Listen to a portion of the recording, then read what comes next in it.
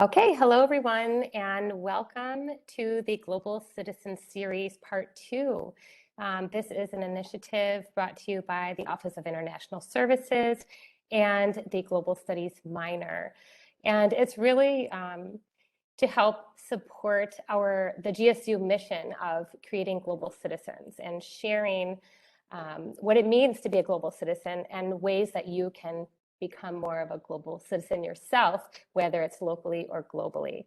So we're very excited today to present to you a whole panel of Fulbright Scholars. And we have one from our own university who I would like to pass it to present herself and the speakers today.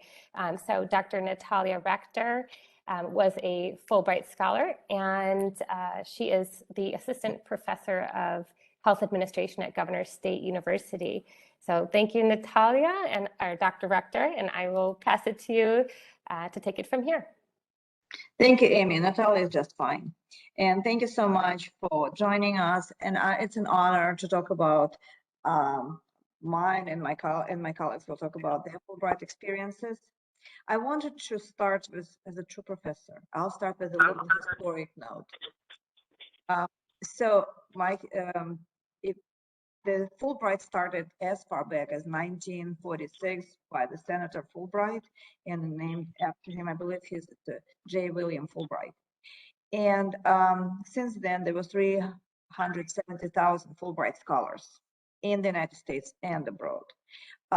The purpose of the program was to connect scholars, students, professors, teachers from different countries and give them an opportunity to travel abroad and to do research, service, teaching, some administrative work in different countries. So I said there was, like I said, there was 370,000 approximately Fulbright scholars since then. And what's interesting, I was surprised to find this fact. 60 of the Nobel Prize laureates was Fulbrights in one part of their lives, and 88 Pulitzer Prize winners also did some Fulbright work in their lives. Every year, Fulbright dismiss about 8,000 awards, and they not only for U.S. scholars or students, but from people all over the world. The lion's share goes to students, and that's what people probably underestimate. 1,600, so 1,600 awards goes to students. About 1,200 awards goes to U.S. faculty and researchers and administrators. 4,000 award goes to foreign researchers, faculty, and administrators, and students. And about 1,000 of awards goes to administrators. It goes to administrators from different countries. So students, international students, local students, international faculty, local faculty, and administrators. So that's more or less how it's set up. And now if you have any questions, shoot. But now when I'm done with this little historic note, I wanted to share my experiences, and my colleagues are here. They will introduce themselves. I can do it, but you guys can do it better. And they will share their Fulbright experiences. And the first thing I wanted to say that there is a common misconception that Fulbright is a long-term commitment for tenured faculty only, and it's not right. So my story is I was actually in Russia, and it was about 10, 11 years ago. And I started talking to my colleagues about, and I was the director of study abroad then, and I started talking with my colleagues about some research projects. And they asked me to come and visit, and I said, well, it's expensive. You don't have funds to support me. I have to start thinking about those funds. And people in Russia told me, check out the opportunity of a Fulbright Specialist program. I had no idea what Fulbright Specialist program is. Fulbright Specialist is for people who would like to participate in projects or teaching or research, but for a short period of time. So people can go for as long as 6 weeks, or the minimum amount of time is 2 weeks. And there's an application process. A person has to get on a roster and be requested by the institution abroad. And I did it. I got myself on the roster. University made a request for me to come, and there's always the possibility to request multiple visits. So they requested 2 visits for me because we did the transition to online teaching. It was popular even then. So we started, and then we kind of did the review in the conference. So, and that was a great experience. It was short. It was 4 weeks first time and 2 weeks the other time, but I connected very well with them. We did publications together. We applied for a grant together. We got pretty substantial funding from the Department of Education. We knew each other, and it helped us to write this grant and write a powerful grant and established a very good study abroad program. So the Fulbright gave us a fantastic start, gave us a fantastic opportunity that was able to bring people from different universities together. And then I did it again in a different university. And it was also, the purpose was different, but it was also very successful. And for people like me who have children, responsibilities, and working spouses, and cannot just take off for a year or even for 6 months, that worked very well. And that's the experience I wanted to share. And that's another, in my view, another side of Fulbright that not everybody knows about. And I will probably stop here, and we'll open, not open, but we'll, my colleagues are here, so I will ask them to start participating and share their experience. And, you know, whomever wants to go first, goes first.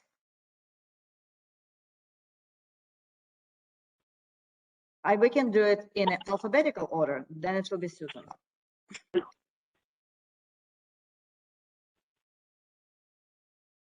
Shall I Okay, go ahead? okay. Oh, go ahead. Okay. Oh, no, John, well, alphabetical order by last name or first name or? By the last name. Okay. I'll go ahead and chime in. Hi, everybody. I'm Sue Babich, and in my day job, I'm a professor and associate dean of global health at Indiana University, based in Indianapolis at the Fairbanks School of Public Health. And I had the fortunate opportunity to attend an international education administrators program in France and Belgium. It was an itinerary that took us in 2017 to Toulouse and Paris and Brussels. So it was one of the shorter experiences. This was a 2-week experience, and but it was a super positive, rich experience that to this day has affected me personally and professionally in such a good way. So I'm very happy to share a little bit about my experience. So I applied for that IEA Fulbright, and I did it with a little bit of trepidation because I had been working in France. I had ties in France and had been told in advance that preferential consideration in these applications would be given to people who did not have previous experience in those countries. So I fortunately persevered and went ahead and applied for the experience anyway. And so one piece of advice I have to everybody is just to be yourself. When you fill out the application for a Fulbright experience, if you decide to take the plunge and do it, be yourself, get some input from others who are in a position to advise you. But just I was totally open. I did not try to play down my previous experience, but I was really delighted that I was selected for that experience. So once I was selected and went through the 2-week trip, I came back with some reflections. I thought that impressions that were left with me, and even after all these years, I look back and I think about how well organized the experience was. You could see that these folks were pros. It was very personal. Quite a personal touch from day one, from my first contact with the program organizer, all the way through at the end and subsequently, because all of us have stayed in touch over the years. We've stayed in touch with the Fulbright administrators on the U.S. and France sides, and the group of us, about 13 that went through that experience, are still in touch with each other almost on a weekly basis. So the experience worked on multiple levels. But the 2 weeks itself were a whirlwind of multiple visits, sometimes 2 to 3 visits a day to various schools in Toulouse and in Paris, with some social and cultural experiences mixed in to the sort of business side or the academic portion of the agenda. But the finale, which took place in Brussels, was a remarkable experience as well, because we got wonderful access to high-level administrators in Brussels, in the European Commission, and others that were able to explain to us some of the inside story of how scholarship and grant funding that was EU-specific operated, and how that might benefit us back here in the U.S. in terms of our development of partnerships in France and actually throughout the EU. So it was a rich experience on many levels. It has stayed with me. It's paid dividends as the years have gone by. In retrospect, I would recommend to anybody going through an experience like this one to spend some time on reflection, even daily reflection at the end of every day, because those days are so jam-packed. Take a few moments to just think about what you experienced that day and write notes. And take notes, because by the end of the 2 weeks, or if you're on a longer Fulbright, you're not going to remember at the end what happened each day or each week. So I recommend keeping a journal and giving some time to reflection and keeping a journal, because even now there are times where I need to go back to my notes, or I need to go back to the files that I kept after that trip. I want to pick up on a contact that I made back then. And, so it was a wealth of experiences, a wealth of relationships that were created as a result of the trip.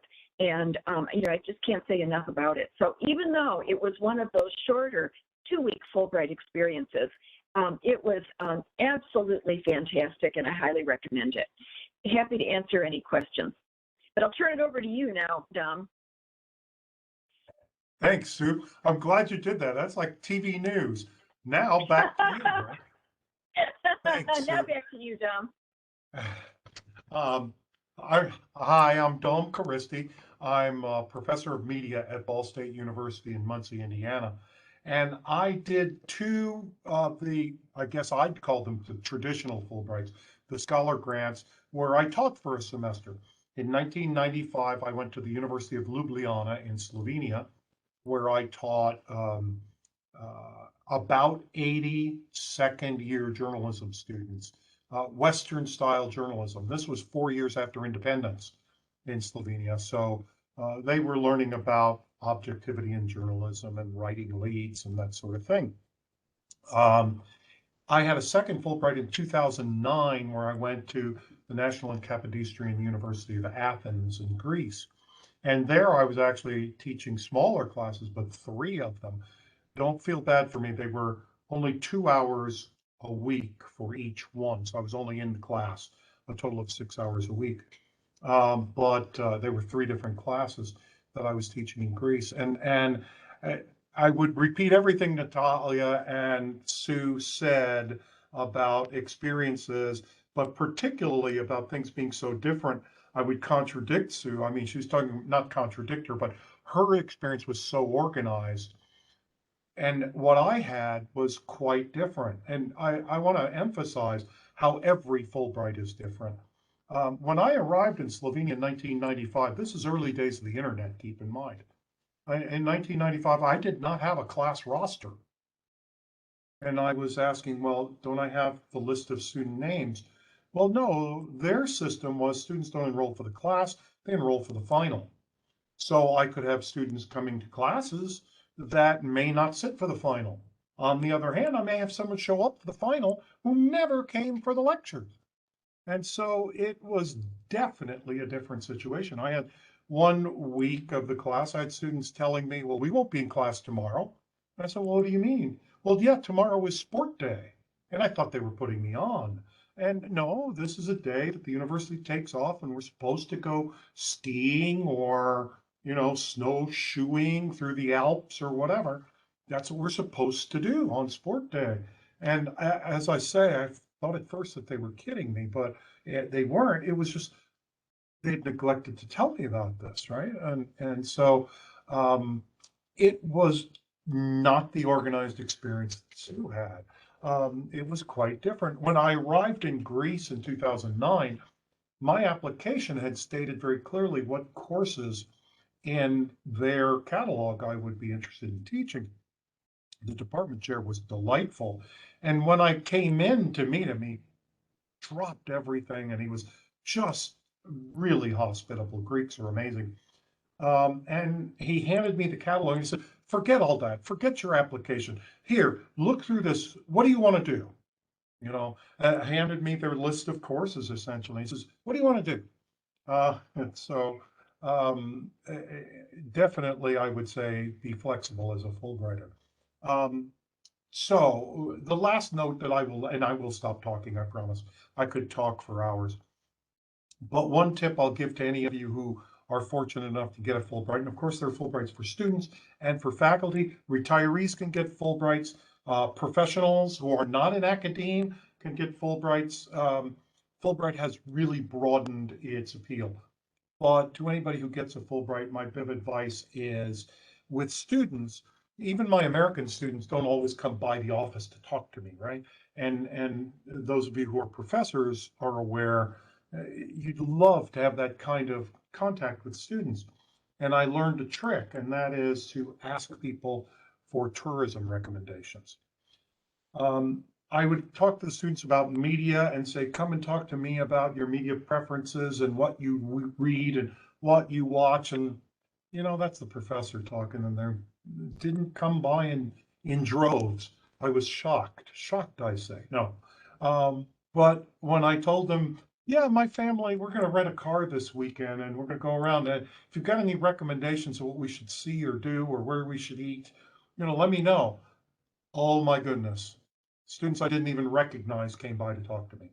So I'll leave you with that tip. Otherwise, I'll talk all day. And it works with students, but it would also work with colleagues, or it would work with administrators or whatever, as a way of getting them to open up to you and have a conversation. So I guess, Carrie, it's you. All right. Hey, thank you. So my name is Kerry Dank. I'm the Executive Director of the Center of Excellence in Leadership Learning at the University of Indianapolis. And I participated in a Fulbright teacher program. And so I spent the 1996-97 academic year in England. And I was placed in a council estate, which is a low-income housing project in a very, very rural outlying community within England. And so it was a tremendous experience. And I would say that what I thought the experience was going to be didn't match what I actually experienced, but it far exceeded my expectations. I was in a community that really occasionally would have some French or some other Europeans who might show up, but it was predominantly English, and so to have an American in the community was unheard of. I was known as the American, and so people were curious and inquisitive because they really didn't know anything about American culture other than what they saw on TV, which doesn't really give a great accurate representation of Americans. And so, people would seek me out to ask questions or, to be inquisitive about things. And what I found was that the way in which I was being approached, people thought I was an expert or I was, somehow distinguished, which was really, it was very flattering. And, on a personal level, what I found was I was my 5th year of teaching at the time. And so I had just enough experience to think I knew what I was doing. But when you get placed into a foreign environment where everything is different, the language, the terminology, the acronyms, everything is different, it's a very humbling experience. I realized there were so many things that I just needed help with and directions that were given to me that I didn't get it. I had certainly a lot of experiences like Dom had where there were cultural norms, things that there was assumed that everybody understood what this meant, and I was clueless. I was thankfully people found it funny and I amused them, and so they took me under their wing after a while and helped kind of get me pointed in the right direction on these things. But it was a very, very positive experience. And then in 2015, I received an alumni grant, which is an opportunity for people who have completed a Fulbright program to do a short-term study project. And so I did a project with the University of Indianapolis and Nottingham University around teacher preparation. And that was a tremendous experience too. It was short, it was only a month long. But as Don mentioned, there's a wide range of opportunities and different ways to get involved. And I would encourage you to explore the range of offerings because some people have a year to give, some people only have a summer, and there's an opportunity in there for everyone.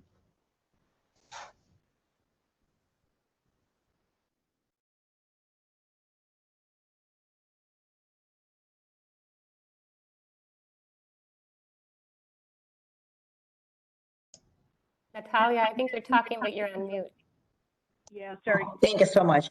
I was thanking my colleagues, and I said we had a session talking about our Fulbright experiences among ourselves in the board of directors in Indiana.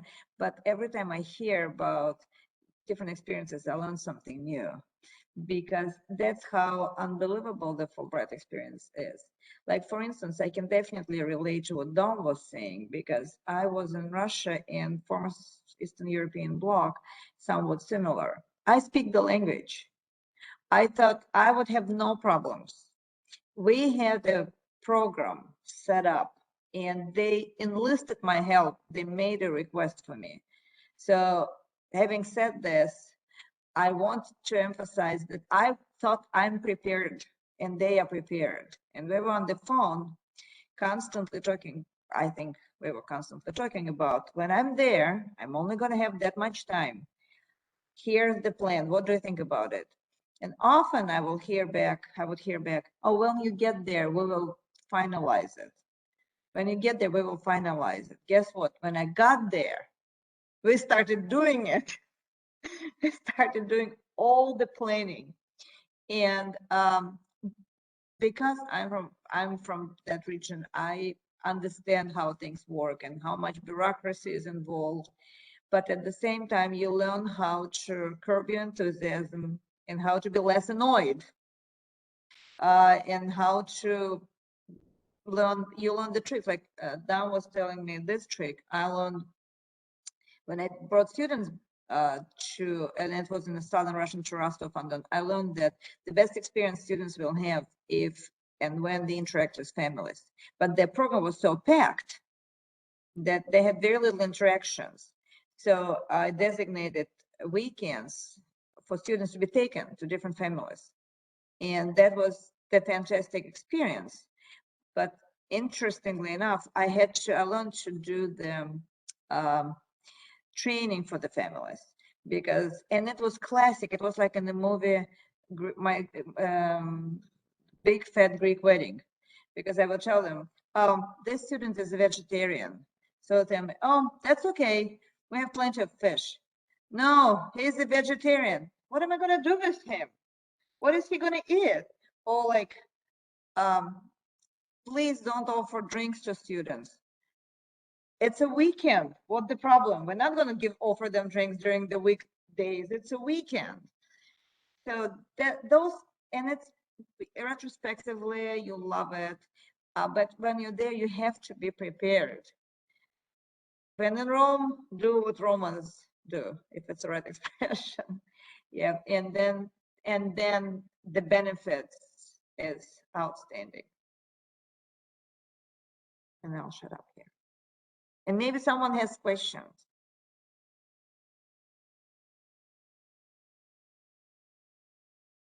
Maybe I could start asking a question. I'm Elliot Fackler. I'm a faculty member, and I'm the head of the Global Studies minor at Governor State. And so this is a question maybe for all of you. I'm curious how your perspective on your role as a global citizen, or your role, in the world generally as a scholar or human being has changed, or if it's changed as a result of your Fulbright experiences.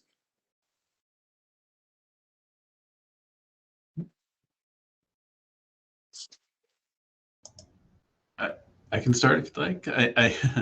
I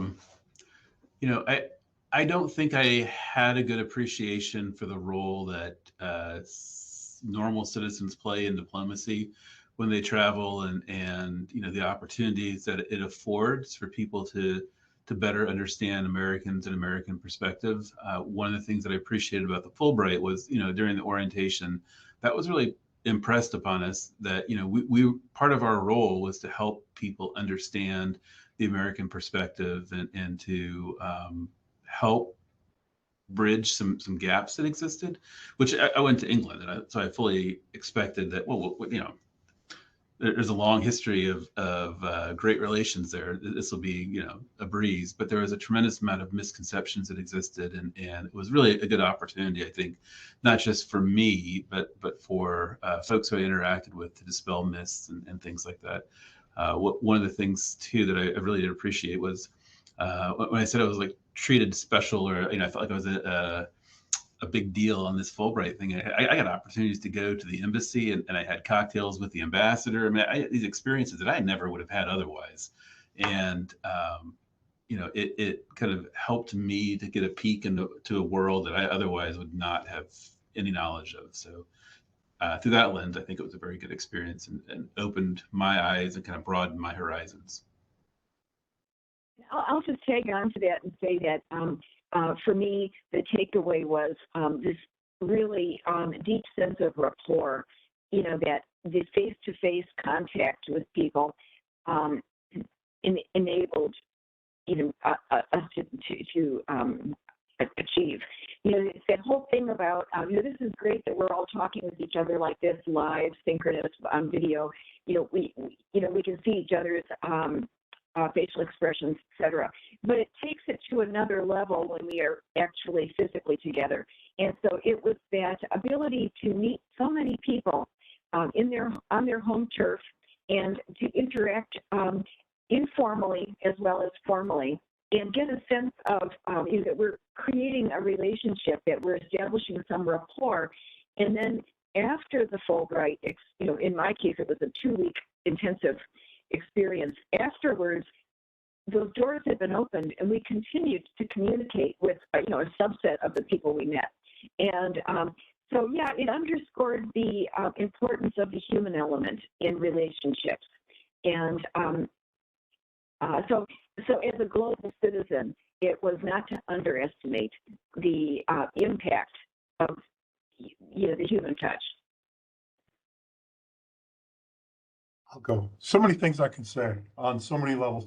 On a micro level, I mean, the things that I learned are phenomenal. I was in Slovenia 4 years after independence, and I happened to be able to go to the stock exchange, the Borsa, when they were in the process of divesting what had been state-owned companies and them becoming privatized, right? They had created this elaborate system of auctions for the number of years that you had worked in a company. You got so many shares that you could put into a collective and become part of a, what do you call them? Yeah, it's not important. Anyway, it was phenomenal on that micro level. But another thing that I'll digress a little bit, if you take kids overseas with you, oh my goodness, the things you learn. I learned in talking to my own kids. In Ljubljana, my kids were commenting on graffiti. Now, we live in a small town, and my kids are grown now, but 25 years ago, they were saying, wow, look at all of this. And I said, now let's be sure we distinguish between what we're seeing that's different because we're in a city versus we're in Slovenia. You know, if we were in New York or if we were in Los Angeles, we might see these same things, but we don't see them in our town, right? So you actually, that forces you to contextualize all those things that you're experiencing. If you don't have kids, borrow some to take overseas when you go. It's a great way to see the other country.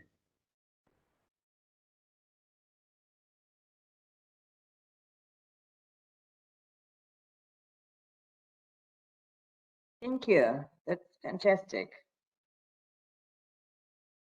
I'll answer Amy's question. The answer to that is it depends.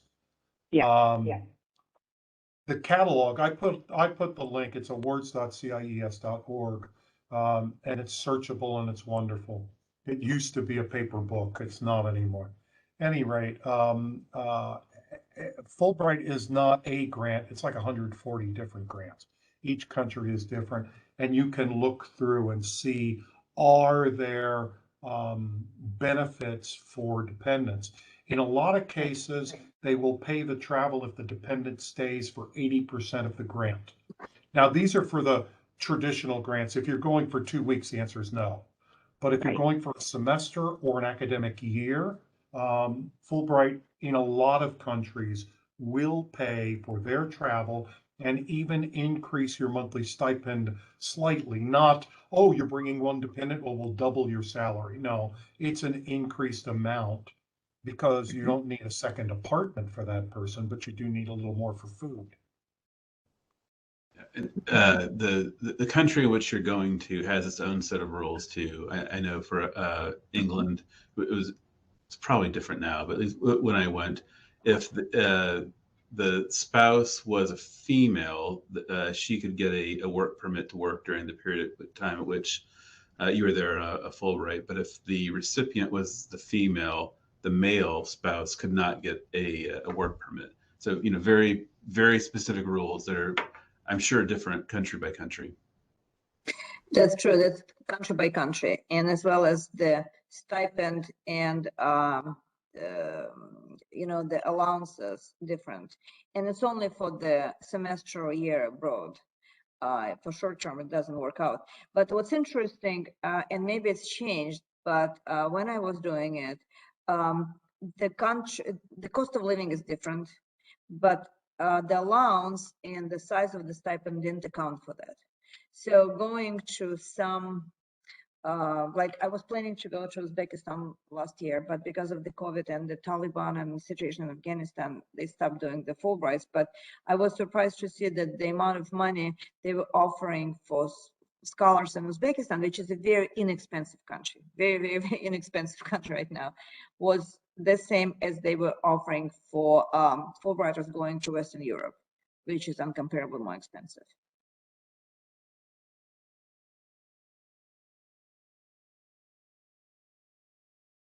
Any other questions? I'll just note to all the participants here, if you don't feel comfortable asking a question out loud, you can type it into the chat and I'll read it, or Amy will read it out loud for you. So let's keep the questions coming, hopefully. Yeah, and if there are any students, there are more funding is available for funding is available for students than for professionals or faculty. And students don't recognize it, but they can get funded to go for and pursue their degree abroad on a Fulbright stipend, using Fulbright stipend. Yes, thank you, Natalia, for mentioning that. It may be a good time I know Dr. Ray is on here, or he was, let me see. Oh yeah, he's our contact at Governor State University for any students interested in applying for Fulbright. And he works in the Center for Junior Year and oversees the honors program. So you can certainly get in touch with him. Oh, here, David, would you like to just say a few words about that? Well, I think you said it all. I think Okay. what I would probably add to that right now is spring is an excellent time to start considering if this is something that you would like to do. We ask for the Fulbright recommendations and all prestigious scholarship applications to be turned in to me by Labor Day, so that way those that require a campus endorsement can be reviewed by committee, questions can be asked, the application can be reviewed, so that it can be sent in on time, where the deadline's usually early October. So this is a great time to consider this. There are a wealth of different kinds of student Fulbright opportunities all around the world. There will be all from like English language assistants to research scholars to digital storytellers. It can take you all over the world to different countries. Different opportunities have different levels of language proficiency. So if this discussion sounds like something of interest to you, let's get you in touch. Let's get in touch. Let's look at the Fulbright site. Let's look at opportunities and destinations you're interested in, because this can be quite a life-changing opportunity if you'll give yourself a chance. And I will also say, you know, you need good grades to be Fulbright eligible, but this isn't requiring a student to be a 4.0 student. It requires a student with an ambition and a passion to embrace a land abroad and an opportunity that is there. So if that's you, this may be a great opportunity for you to consider if you have the time to go. Thank you, David. Thank you. I will add, just as a recruiting tool, to try to get students, faculty, administration, professionals to apply for Fulbrights. You know, there are a lot of grants that people get into and bail out of or regret. I've worked with a lot of Fulbrighters over the years. I was a Fulbright ambassador for 6 years. I serve as the Fulbright program advisor for our students at Ball State. And I can honestly say I've never met the Fulbrighter who regretted the experience. There's probably one somewhere. There probably is one, but that's not generally the case. And so if you're thinking about it, but there's a hurdle, oh gosh, what would I do about this or that? It can be overcome. This is, who used the phrase life-changing? It can absolutely be life-changing, professionally and personally. And I definitely second it. And also, if you know international colleagues who are interested in pursuing their Fulbright, talk to them. For 4 years, for 4 or 5 years, I was on a review committee reviewing applications of international scholars to come here as a Fulbrighters. They are brilliant. And we did follow up with them, with those who were selected. They became real ambassadors of the United States, real ambassadors of your university. Speaking of marketing tool and enrollment, like one of the students, when I was doing my dissertation and talking to students, one of the international students told me very, very profound thing, even though it sounds very simple. It said, nobody will apply to, did my dissertation at Indiana University. He said, nobody will apply to Indiana University. You know why? Because nobody knows about Indiana University. And it was in Russia. And I said, what do you mean? He said, because we only know Harvard, MIT, Stanford, what everybody knows. But if they don't know about your university, they cannot apply. But if they had a faculty who you visited Governor State of Ball State or Indiana University and is an ambassador of that university and of the United States in the school in England or Slovenia or Russia or France, that's the fantastic, that's the bridge, that's the marketing tool. Just sharing my experiences.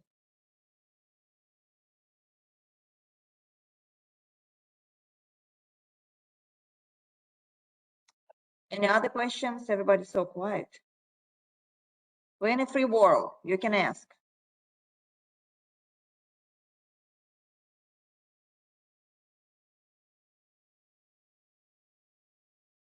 So what, Amy? Yes, it is a little Anything quiet you want here. us to discuss, or Elliot? I just want to say if anybody who's on the call has a question later, if you think of something later, feel free to reach out to us because we're all here and more than happy, as Don said, we'll talk your ear off about our Fulbright experiences. And so you may think of something later, and if so, please reach out. We would be more than happy to talk with you. For any of the younger people that are thinking about a longer exchange, I know I was worried about what would a year-long, experience look like and feel like. It's a long time to be away from home, and I was going by myself. I wasn't married at the time, and so I was worried about it being lonely. And it was the complete opposite was true. I had so many social opportunities.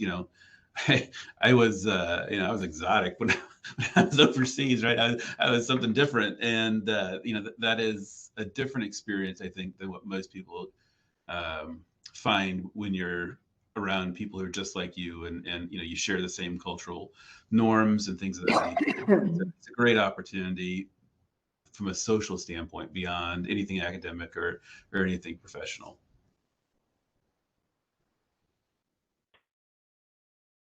Great. Well, thank you so much. I don't know if there are any other questions, but I feel like you've addressed a lot of what we're looking for. Sharing the opportunity with not just students but staff, faculty. I mean, this is an opportunity open for everyone. There's a lot of different choices as far as time, length, and location. So it's really just spreading the word and making sure that everyone knows that there's something for them if they just reach out and apply, and hopefully they'll be able to experience it themselves. So thank you all for being here today. I really appreciate it. A pleasure. Thank you for the opportunity. I'm glad we did it. Yeah. All right. All right. Well, have a wonderful day. Bye-bye. Thanks, everybody. Take care. Thank you. Bye.